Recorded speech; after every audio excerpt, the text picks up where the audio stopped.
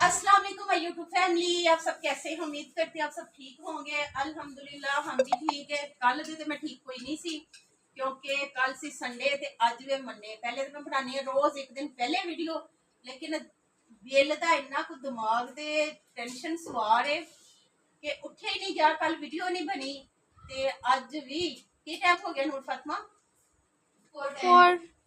4 5 हुआ है अभी तो।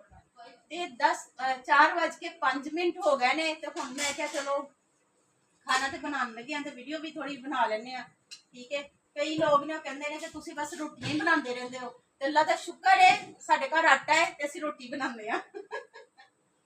क्यों इरम? आटा ना होवे ते रोटी कित्थों बनाईए? ते खैर जिंदगी दे दिन ने लंघदे पे ने। फिर इरम की करदी है? मैं बर्तन धोने लगी हूं। किचन सारा खराब हुआ पड़ा है। हाँ जल्दी कर ले फिर मैं करा। ते अज जाना इरम दे जॉब वास्ते इंटरव्यू है। दुआ करो सीवियां ते इन्नी जगह ते असी जमा करवा दित्तियां ने, लेकिन माशाल्लाह कुड़ी दा ऐसा मुंह मनूस है, लोकी सीवी वेंदे ने ते बाद चो सानू गाल ही नहीं करदे। है ना? मुबारक होए, ताड़ी तारीफ हो रही है। कहते किसी चीज का एक्सपीरियंस लाए। मोटरसाइकिल में भी करते हैं, गाड़ी का अपने क्या करते हैं?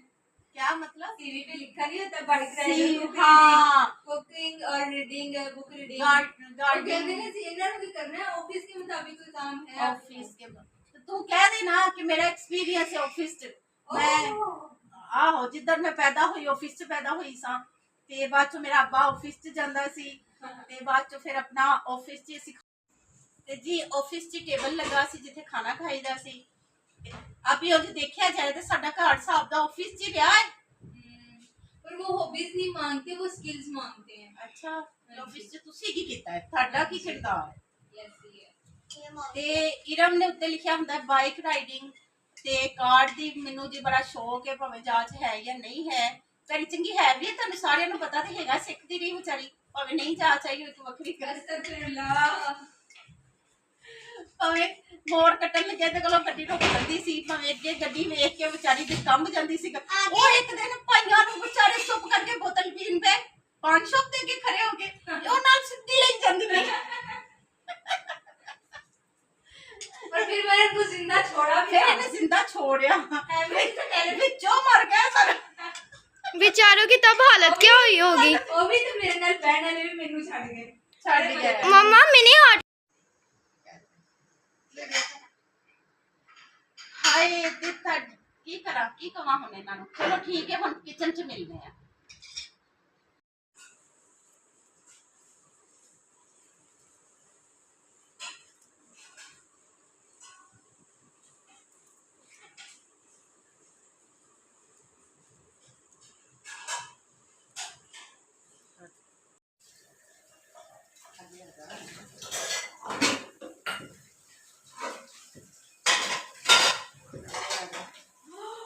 मम्मी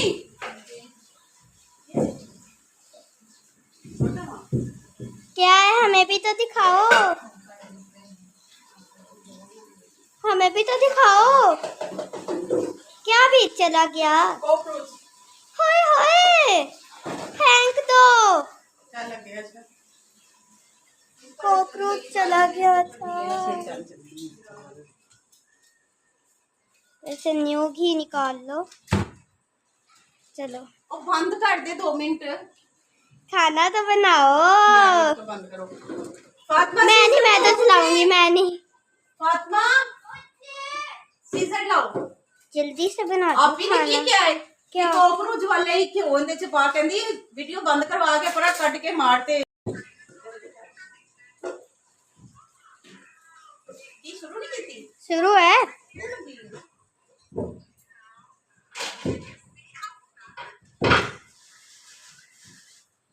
पता नहीं कसमें इस गंदे कार्ड तो मेरी जान कितों को छुटेगी। इस कार्ड च छिपकलियां, कॉकरोच, चिंटियां, सलाब, स्मेल, पता नहीं की और जिन भी। होए हाँ आवाजें तो आती हैं। इस घर में कौन सी चीज नहीं है जो उनसे इस घर में नहीं है? सारी चीजें। अब्बा नहीं बाकी था सारा कुछ। ऐसे ही है। हम्म बस मैं इधर आशा के बाबा नहीं है, बाकी सब कुछ है ते बाकी सब कुछ ना हुंदा, सिर्फ एक मलिक ही हुंदा काफी।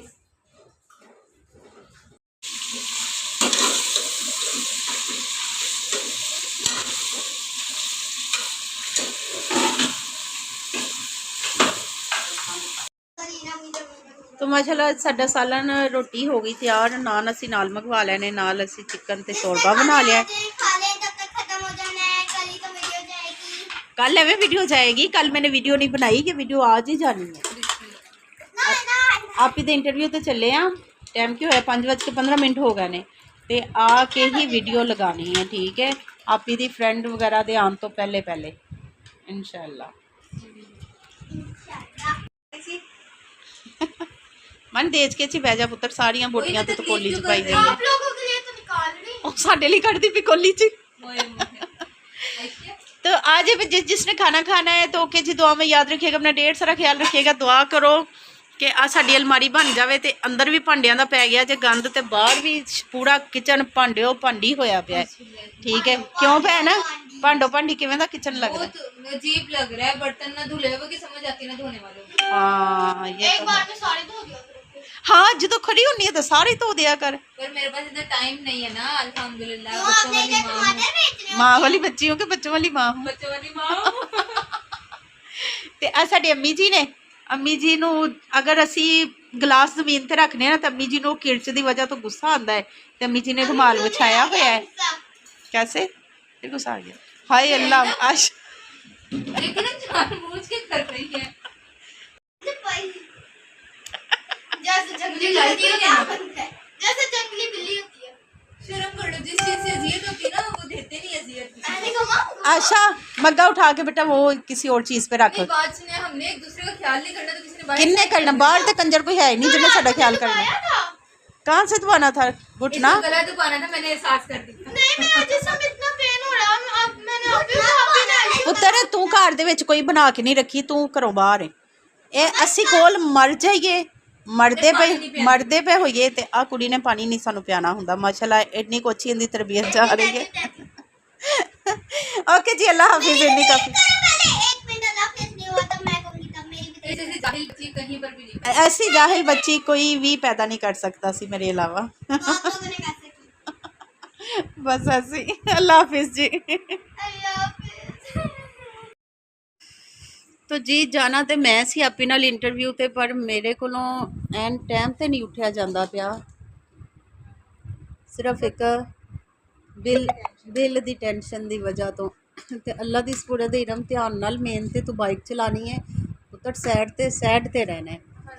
जरूरी नहीं कि हीरो बने तू सेंटर च चलावें बाइक, सैड ते चलानी है। ते ध्यान नाल, भैन तेरी नाल है, उधर भी देख के लै जाओ। हल्ले भी हड्डी तेरी भी दुखदी है, रीढ़ दी हड्डी, ते फातिमा दी भी दुखती पई है। ओके अल्लाह दी सपुरद है। अल्लाह हाफिज, अल्लाह हाफिज, अल्लाह दी सपुरद मां सदके, अल्लाह दी सपुरद है। मैं इधर खेली हूँ, मैं क्या करूँगी, मैं तो बोर होऊंगी। तू पुत्तर है सारे बर्तन चुकेंगी, बोल नहीं मैं तेन होन दिंदी, कम करेगी तू।